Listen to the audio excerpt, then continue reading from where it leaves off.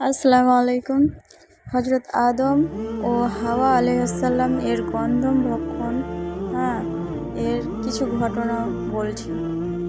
পাপাত্তা ইবলিস বেহেশত হতে বিতাড়িত হয়ে ভাবতে লাগলো, এই আদমের জন্যই আমাকে বেহেশত হতে চিরদিনের জন্য বের হয়ে যেতে হলো। আমিও চেষ্টা করে দেখি কী রূপে তাকেও বেহেশত হতে বের করা যায়। অনেক চিন্তার পরে সে সপ্তম আকাশ অতিক্রম করে একেবারে বেহেশতের দ্বারের উপর স্থিত হয়ে চিন্তা করতে লাগলো, কোনো রূপে একবার বেহেশতের ভেতরে প্রবেশ করতে পারলে চেষ্টা করে দেখা যেত আদমকে বের করা যায় কিনা। কিন্তু বেহেশতের ভিতরে প্রবেশ করার উপায় কি? ইবলিস বেহেশতের দরজার সামনে বসে রইল। ইতিমধ্যে একটি ময়ূর বেহেশতের দরজার সামনে এসে ইবলিসকে সেখানে উপবিষ্ট দেখে জিজ্ঞেস করল, তুমি কে এবং কি জন্য এখানে বসে রয়েছ? ইবলিস উত্তর করল, আমি ফেরেশতারই মধ্যে একজন। একটিবার বেহেশতের মধ্যে যে ইহার সৌন্দর্য দেখতে বড়ই আশা করেছি। তুমি দয়া করে আমাকে একবার বেহেশতের মধ্যে নিয়ে যেতে পারো কি? ময়ূর উত্তর করল, বাহির হতে কাকেও বেহেশতের ভিতরে নিয়ে যাওয়া অনুমতি নেই। ইবলিস খুব বিনীত সুরে বলল, যদি তুমি কোনো রূপে আমায় একবার বেহেশতের মধ্যে নিয়ে যেতে পারো, তবে তোমাকে আমি একটি দোয়া শিক্ষা দেব, যার ফলে তুমি 3টি বিষয়ে উপকৃত হবে। প্রথমত, তুমি কখনো বৃদ্ধ হবে না। দ্বিতীয়ত, কখনো তোমার মৃত্যু হবে না। তৃতীয়ত, তুমি চিরদিন বেহেশতে বাস করতে পারবে। ময়ূর বলল, আমি তোমাকে বেহেশতে নিয়ে যেতে পারি না, তবে সর্প নামে আমার একজন বন্ধু আছে, তাকে একটু বলে দেখি তোমার কোনো উপকার করতে পারে কিনা। ইবলিসের অনুরোধে ময়ূর যে সাপকে সব কথা বললে সাপ এসে দেখতে পেল যে ইবলিস বেহেশতের দরজার সামনে বসে একাগ্রচিত্তে আল্লাহর নাম জপ করছে। সে জিজ্ঞেস করল, তুমি কে এবং কেন এসেছ? তুমি যে দোয়াটি পাঠ করছো উহা আমাকে দয়া করে শিখিয়ে দাও। ইবলিস উত্তর করল, আমি যে দোয়াটি পাঠ করছি এর নাম ইসমে আজম। ইহার ফজিলত অসীম। যদি তুমি আমাকে একবার বেহেশতে নিয়ে যেতে পারো, তবে তোমাকে আমি ইসমে আজম শিক্ষা দিতে পারি। সাপ বলল, বেহেশতের মধ্যে কাকেও নিয়ে যাওয়ার অনুমতি নেই। ইবলিস বলল, সেজন্য তোমার কোনো চিন্তা নেই। আমি বেহেশতের মধ্যে অবতরণ করতে চাই না। তুমি আমাকে তোমার মুখের মধ্যে করে নিয়ে যাও, আমি তোমার মুখে বসেই একবার বেহেশত দর্শন করে ফিরে আসব। ইবলিসের কথায় সাপ সম্মত হয়ে করল। ইবলিস যেয়ে তার মুখে বসল। সাপ তাকে নিয়ে বেহেশতের মধ্যে প্রবেশ করা মাত্রই সে সাপের মুখ হতে অবতরণ করে গন্ধম গাছের নিচে যেয়ে বসে করুণ স্বরে ক্রন্দন করতে লাগল। হজরত বিবি হাওয়া আলাইহিসসালাম তার করুণ ক্রন্দন শুনে স্থির থাকতে পেরেও দৌড়ে এসে তাকে জিজ্ঞেস করলেন, তুমি কে এবং কেন এমন করুণ সুরে ক্রন্দন করছো? ইবলিস উত্তর করল, আমি আল্লাহর ফেরেশতাদের মধ্যে একজন। তোমাদের বিপদের কথা জানতে পেরে স্থির থাকতে না পেরে তোমাদের দুঃখে দুঃখিত হয়ে আমি ক্রন্দন করছি। বিবি একটু ব্যগ্রভাবে জিজ্ঞেস করলেন, আমাদের আবার কি বিপদ? আমরা তো পরম সুখে আছি। ইবলিস বলল, সুখে তো আছোই, কিন্তু এ সুখ তোমার চিরদিন থাকবে না। আল্লাহ তাআলা তোমাদিগকে দন্দম ফল খেতে নিষেধ করেছেন কেন তা জানো কি? বিবি হাওয়া আলাইহিসসালাম বললেন, না। তা তো জানি না। ইবলিস বলল, আল্লাহ তাআলা অতি সত্বরই তোমাদিগকে বেহেশত হতে বের করে দুনিয়ায় নিক্ষেপ করতে মনস্থ করেছেন। কিন্তু আল্লাহর একটা নিয়ম আছে যে যারা এই গাছের ফল খায়, আল্লাহ ইচ্ছে করলেও তাদেরকে আর কিছুতেই বেহেশত হতে বের করে দিতে পারেন না। আমরা যত ফেরেশতা আছি সবাই ওই গাছের ফল খেয়েছি, সেজন্যই তো তিনি আমাদের কাকেও আর তাড়িয়ে দিতে পারেন না। তোমরা যদি ওই ফল খাও তবে তোমাদিগকেও আর বেহেশত হতে বের করে দিতে পারবেন না। সেই জন্যই তিনি তোমাদিগকে ওই ফল খেতে নিষেধ করেছে। যদি তোমরা বেহেশত ছেড়ে চলে যেতে চাও তবে তো কোনো কথাই নেই। যদি বেহেশতেই থাকতে চাও তবে অতি সত্বর তোমাদের এই ফল খাওয়া উচিত। ইবলিস এই কথা বলতে বলতে গাছ থেকে একটা গন্ধম ফল ছিঁড়ে নিয়ে খেতে খেতে বলল, আহ, কি সুন্দর ফল! এমন স্বাদের ফল বেহেশতের মধ্যে আর একটিও নেই। অথচ কতই দুঃখের বিষয় যে আল্লাহ এই ফল খাওয়া থেকে তোমাদিগকে বঞ্চিত রেখেছে।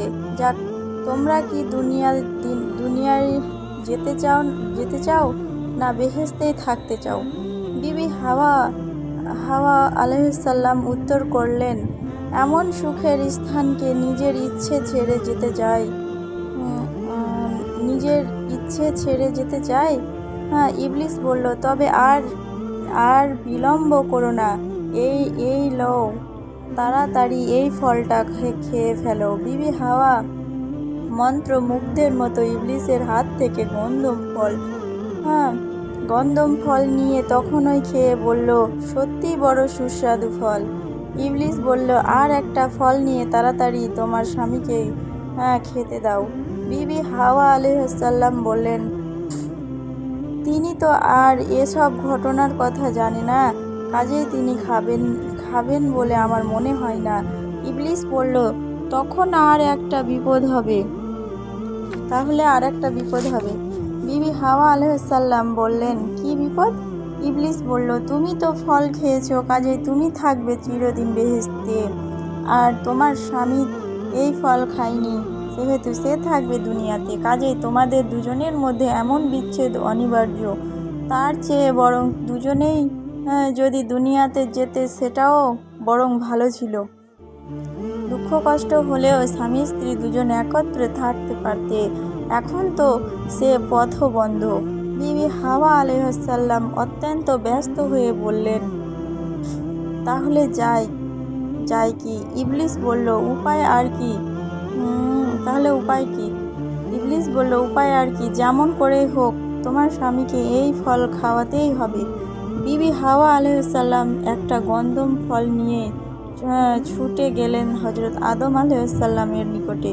হযরত আদম আলাইহিসসালাম আল্লাহর ইবাদত শেষ করে সবেমাত্র পিছনের দিকে ফিরে তাকিয়েছেন, অমনি দেখতে পেলেন বিবি হাওয়া আলাইহিসসালাম একটি গন্ধম ফল হাতে নিয়ে তার পিছনে এসে দাঁড়িয়ে রয়েছে। তার হাতে গন্ধম ফল দেখেই হযরত আদম আলাইহিসসালাম শিহরিয়া উঠলেন। তিনি কম্পিত কণ্ঠে বলে উঠলেন, এ কি হাওয়া, তোমার হাতে গন্ধম ফল দেখছি যে তুমি আল্লাহর আদেশ অমান্য করে উহা ভক্ষণ করনি তো? বিবি হাওয়া আলাইহিসসালাম একটু কুণ্ঠিত স্বরেই উত্তর করলেন, হ্যাঁ, খেয়েছি। হযরত আদম আলাইহিসসালাম এ কথা শোনা মাত্রই যেন একেবারে আকাশ থেকে পাতালে পড়ে গেলেন। তিনি কম্পিত কণ্ঠে বললেন, সর্বনাশ করেছ, কেন তোমার এমন কুমতি হলো? বিবি হাওয়া আলাইহিসসালাম ইবলিসের শিখানো কথাগুলি অবিকল বলে স্বামীকেও গন্ধম খাওয়ার জন্য অনুরোধ করলেন, কিন্তু তিনি কিছুতেই উহা খেতে রাজি হলেন না। বিবি হাওয়া কাঁদো স্বরে বললেন, বুঝলাম আপনি আমাকে প্রাণের সহিত ভালোবাসেন না। তা যদি বাসতেন তবে আমাদের উভয়ের মধ্যে বিচ্ছেদ অনিবার্য। জেনেও এ ফল খেতে আপনি আপত্তি করতেন না। আসলে এ ফল খাওয়ার মধ্যে আমাদের উভয়ের সঙ্গ নিহিত রয়েছে। হযরত আদম আলাইহিসসালাম বললেন, তোমার এসব কথাই বর্ণ সত্য নয়, নিশ্চয় তুমি শয়তানের ধোঁকায় পড়েছ। হায় হায়, এখন আমি আল্লাহর কাছে কি জবাব দেব? কেমন করে আমি তাকে মুখ দেখাবো? হায় হায়, আমাদের কি উপায় হবে? হযরত আদম আলাইহিসসালাম আত্মস্মরণ করতে না পেরে কেঁদে ফেললেন।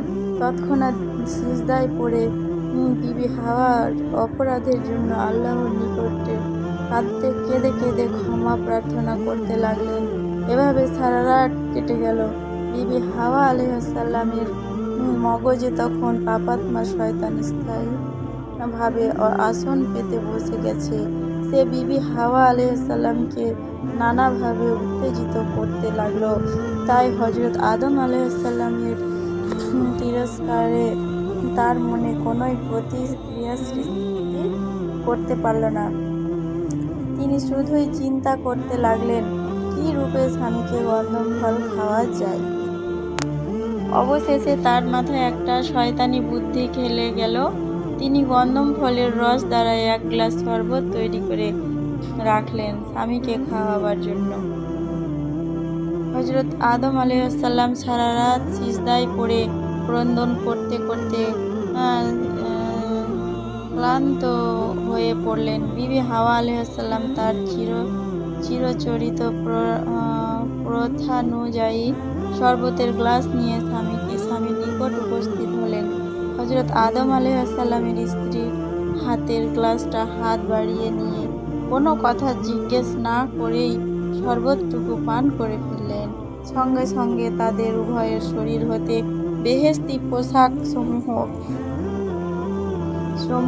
আপনা আপনি খসে পড়ল। তারা প্রাণপণে চেষ্টা করেও উহা আর শরীরে আটকিয়ে রাখতে পারলেন না। তারা পরস্পরের উলঙ্গাবস্থা দর্শনে নিতান্ত লজ্জিত হয়ে দু হাতে লজ্জা নিবারণের চেষ্টা করতে লাগলেন। অবশেষে হযরত আদম আলাইহিসসালাম 3টি ও বিবি হাওয়া আলাইহিসসালাম 5টি গাছের পাতা দিয়ে কোনো রূপ লজ্জাস্থান আবৃত করলেন। সহসা বজ্র গম্ভীর স্বরে আল্লাহর বাণী ভেসে এলো, হে আদম হাওয়া, তোমরা আমার সুস্পষ্ট আদেশ অমান্য করেছ। তোমরা আর বেহেশতে থাকার উপযুক্ত নও। ফেরেশতাগণ এখনই তোমাদিগকে দুনিয়ায় নিক্ষেপ করে আসবে। সেখানে তোমরা কঠোর পরিশ্রম করে অতি দুঃখ কষ্টের ভিতর দিয়ে জীবন অতিবাহিত করবে। এই ছিল আমার ঘটনা আদম আলাইহিসসালামের আর হাওয়া আলাইহিসসালামের। কেমন লেগেছে তোমরা আমাকে জানিও। আসসালামু আলাইকুম।